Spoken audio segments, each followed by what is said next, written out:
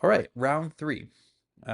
This is against Jericho Carlson. I played his brother in World Open, Joaquin Carlson.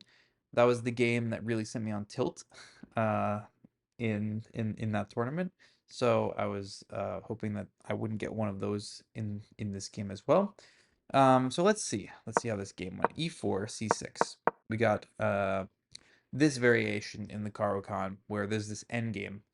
If black takes on e4, takes on d1, plays bishop g4, which looks like a natural move, then white actually is going to play bishop e2, knight e1, and this is actually my repertoire as white.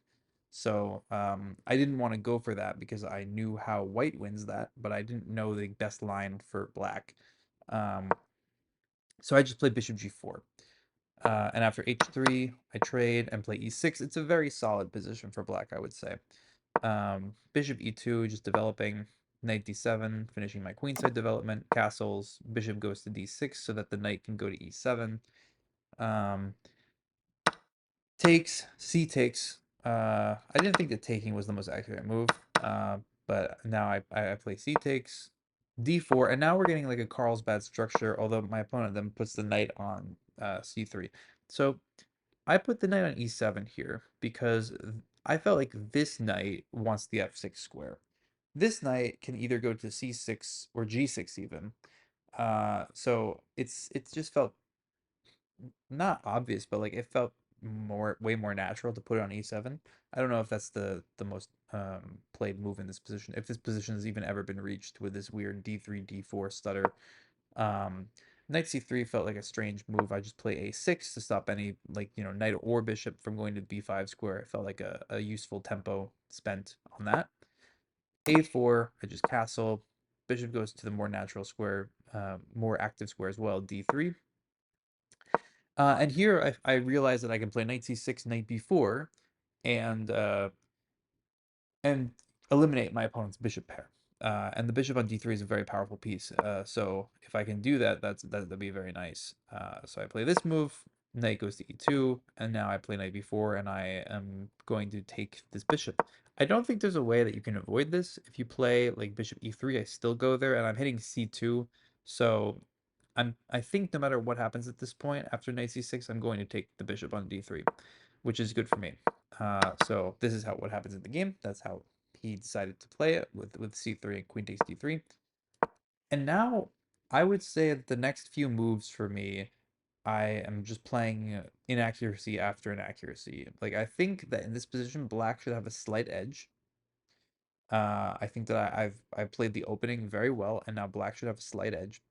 And I think that after how many moves is it? One, two, three, four, five, six. Like the next seven moves, I would say that none of them are like the best move. Queen h4. Uh, Really the play is on the queen side. This is why my black's play. I should be trying to play like b5, rook b8, queen.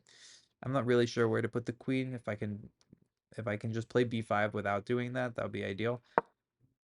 But I was thinking that maybe I could get like not an attack on the king side, but like I might be able to force white to like deal with the queen being out here, and that would be useful for me.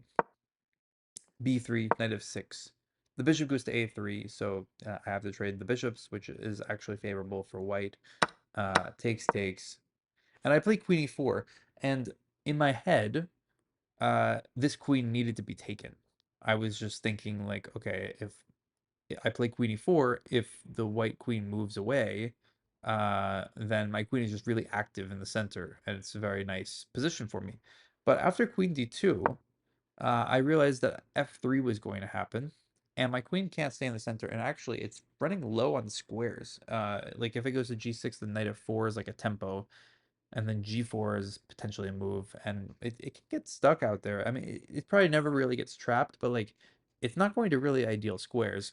Um, so I just put it back on h4, and now after rook d8, I think white is better after the move c4. So I think somewhere in those last seven moves, since I played queen h4 the first time, uh, I went from being slightly better to being slightly worse. That was how I was feeling. And so after takes, b takes, I play knight e8. In this position, there might be the move. uh, e5 because there's no d5. I missed this, but I was looking at it after the game, plugging it into this into my library, and I realized that there's the move e5, and if I see that, I probably play it because if you can't, like you can't take it because it's pinned to the queen, and d5 you can't be played because of rook takes c4. So e5 might be just a very strong move, um, but I don't know. So we'll check that after the game. Instead, knight e8, rook b3, and my queen comes back home. So I'm basically admitting that my ideas with queen h4 and knight f6 and all these things, it was a mistake, because I think it was. After queen b4, my b pawn is attacked and my queen is attacked. So I need to. I guess I could play like rook d7 or rook c7, but I just trade the queens and play this end game because I don't know. I'm not really in the mood to be defending pawns with queens on the board. I think the end game might be easier to hold. Rook c7, king f2. I bring my king, king e3, rook c8. Um, I was always looking at ideas with knight d6, knight f5, but I was never able to make it work. I felt like I should really be playing for a5, and then I'll take on c4, and if I can do all that, I'll be able to put pressure on a4. It felt like that was a pretty good way of playing the game. King d3 though, and I realized that uh, my b pawn is going to be it's going to have some issues. But I mean, I sort of knew that when I took on c4, but it's like now the c pawn is protected by the king. I need to start generating some threats. This move sort of like I'm pretending to be able to go play knight d5 as a threat, or a5. Um, my opponent plays rook b1, which does allow me to trade off my b pawn for the c pawn. Um, the issue is there's rook b8. So basically, after I couldn't find anything better than doing this. I think I'm already significantly worse. But a5. I was surprised that my opponent didn't go for this line. Rook takes b7, rook takes c4, rook b8. Because after rook b8, um, he's threatening to. I can't take on b8 because then I lose a rook on c4, and I can't take on a4 because my rook is hanging. So if I play a move like king e7, then my opponent can just take, and rook b5. And if I have to play rook a8, then I'm much worse. So in this position, I was looking at the move knight d5. I thought this was important, because after takes, rook b5, I'm in time to play a check. The king goes, I don't really know where it goes, maybe e3, and I have knight c6. And I felt like I was holding here, with the knight on c6. Let's say that this move occurs, my king is in time to defend against any issues. And I was sort of hoping for, like something like this where this position should just be a draw. That was my hope, and it was what I was going to go for if that occurred. In the game, my opponent was, I guess, a little bit more ambitious. Rook b5, b6, and then c5, which sort of felt like a crazy move. I thought that with b6, I was forcing the same sort of thing. Like oops, sorry, we can still get this position. So a5, rook b5, I thought was just delaying the position by a move. But in the game c5, and c5 is sort of wild to me. I can take it, and after takes, I can take this one, and this one can't really be taken. If knight takes, I'll have rook c3 check, and I'm sort of getting in to the position. And king takes is uh, probably just rook e2. I'm not really. I mean, I saw something that was really good there too. Um, but even just rook e2 is probably strong. I don't think the pawn can really be taken at this point. So rook b5, and now knight d5, and now the pawn really can't be taken. Uh, so now I'm up a pawn. The pawn is difficult to hold on to, after the move rook b8. I have two options that I was considering in this position. I was considering knight c3, and I was considering e5. I also don't have very much time in this position. This is move 35. So I briefly looked at knight c3, knight takes c3, pawn takes c3. At some point, he plays rook c8, rook c8. And I saw that I have a pawn on c3, he's a pawn on a4. Uh, Probably those end up getting traded, and if those get traded, then I'll have a 4 on 3. So that seems pretty good. Um, in reality, this doesn't really occur because the pawn on c3 is much weaker than the pawn on a4. The pawn on a4 is it's very very it's outside. My king is farther away from it. His king is really close to my c3 pawn. It's right next to it. So um, generally, I think that position leads to a 4 versus 3 where he still has the a pawn. So if anyone's better there, it's probably white. Um, but that was one line where I was thinking that black was doing better because I was misevaluating that position as being probably going to lead to a 4 versus 3 for me. Um, and then the other move I was looking at was e5. And e5, I was like, oh, well, now I'm just like doing very well because I can always play f6 to solidify the pawn chain. Uh, what I saw there, though, is that he has moved king e4. And I wasn't totally sure um, how that was working out for me because king e4 does hit the knight. It also hits the e pawn. So I started looking at that. I looked at things there, and I determined that I felt like knight c3 had less risk. I'll just play the 4 on 3, and I'll be a little bit better rather than risking anything there with e5. So e5 might be the better move though, because after knight c3, I realized in this position that I'm not going to be able to trade those pawns. If I play rook a8, then there's just rook a1, and his king is going to take on c3. I play an inaccurate move. I think this move is not. Probably this is still a draw with any move, but rook c4 is not an accurate move because um, after the pawn is going to start running, and I'm going to want to get my king in, and then I'm going to need to put my rook behind the pawn. So my rook on c8 was already very well placed to do this. I should probably just start by moving the king in. Um, it's hard to say. Maybe I should even put the rook on c7 first. That way there's no rook b7 checks that like start to attack these pawns. Like if we look at this sort of thing, like rook, pawn, rook, like um well, actually, I should probably start with rook a7, rook a1, king, king, king. Something like this might occur. But this is also like, if anyone's better, it's probably white because of the outside passed pawn. So I don't think that any of this is going to give me really anything. Rook c4 was played, rook a1. I start going with the king now. I let the pawn get to a7 and play king c5. And I really did not sense the amount of danger that there is in this position. I was honestly still looking at ways where I could play like king b6 and take the pawn and then win a king pawn endgame. Or like, if he doesn't trade the rooks there, then I just play 4 on 3. But that's kind of ridiculous because if I ever play king b6, then there's king d4, and if takes, there's like takes my king's on a7, his king becomes on c5, and king b7, king d6.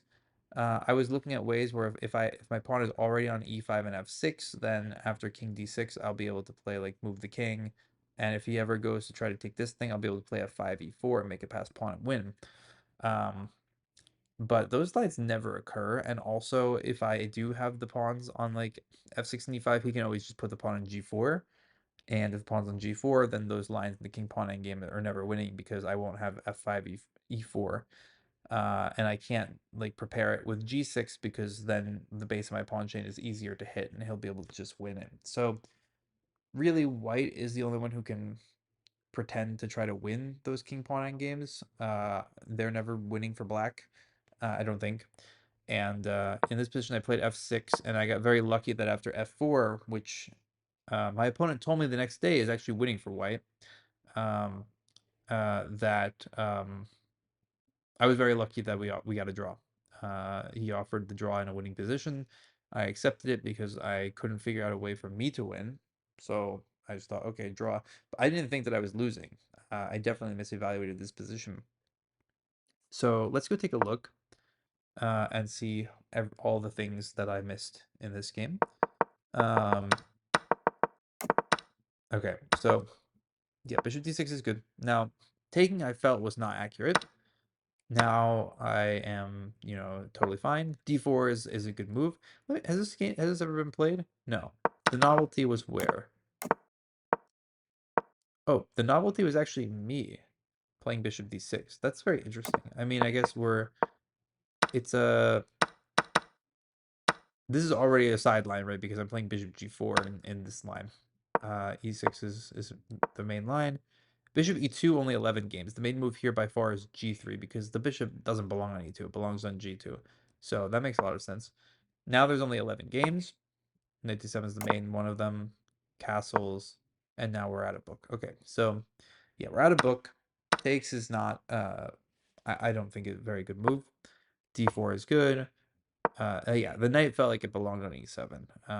Knight gf6 is also playable, but like I want to put the knight from d7 on f6. So knight e7.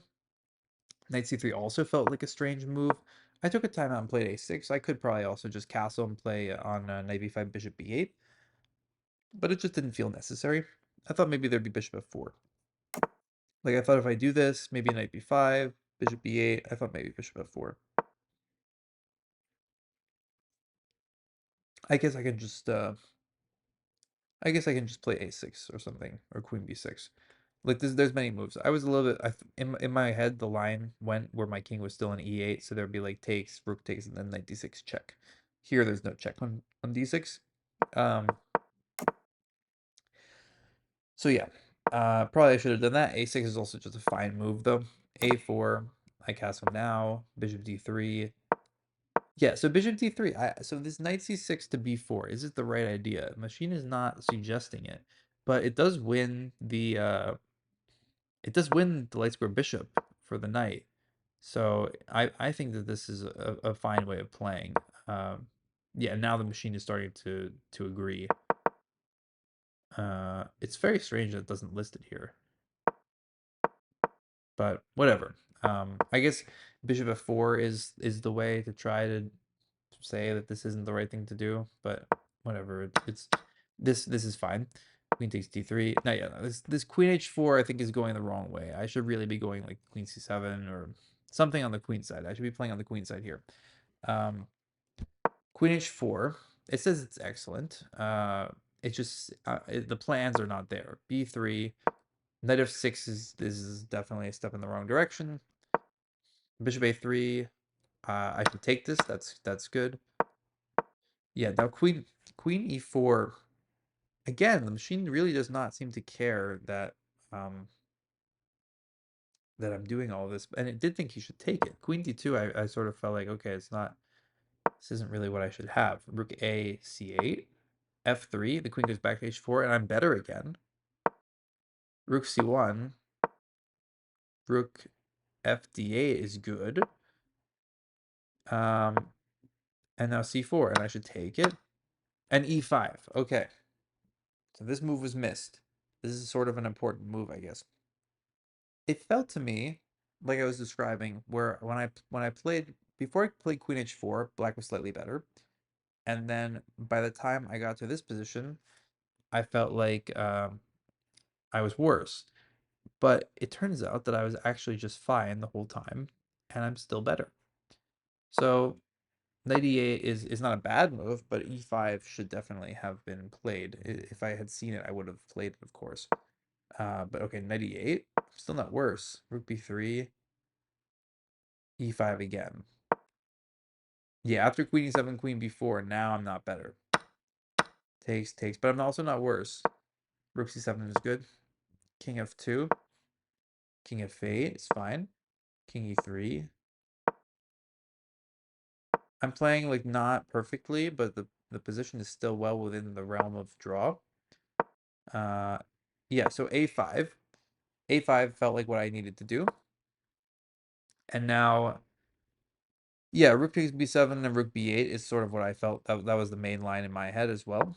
Rook b5, b6 forces the same sort of thing. Uh, c5 though felt sort of insane to me. I guess it's still fine. Takes, rook takes on d4, rook a b5. Knight d7. This move um was not considered.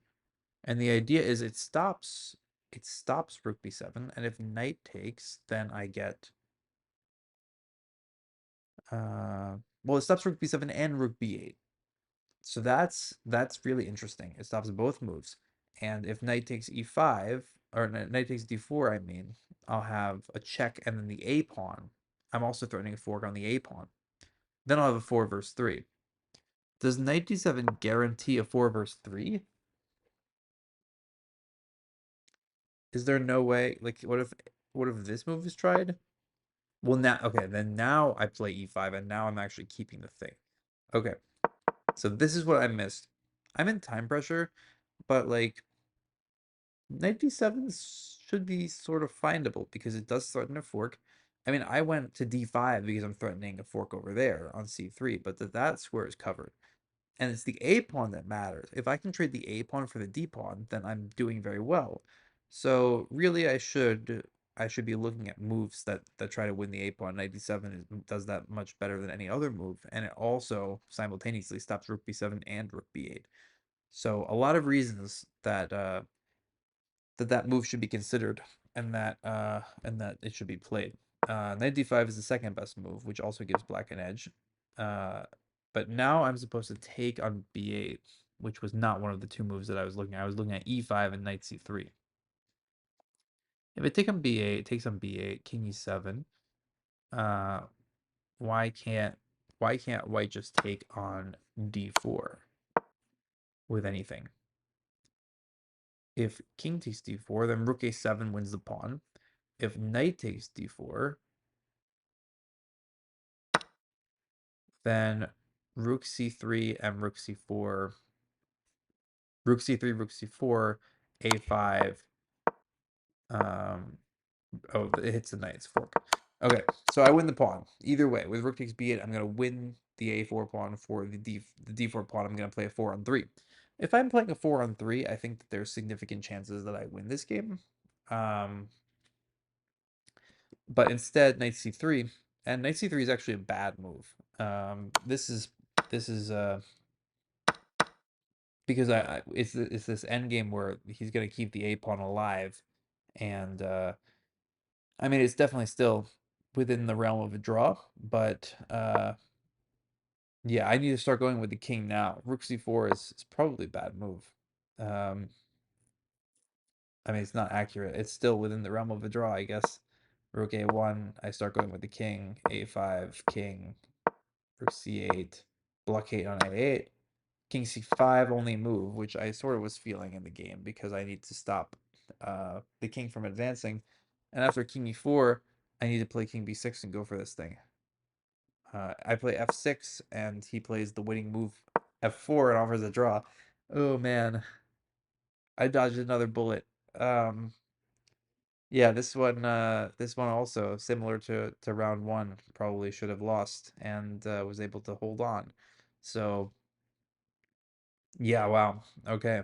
Uh, another very interesting game.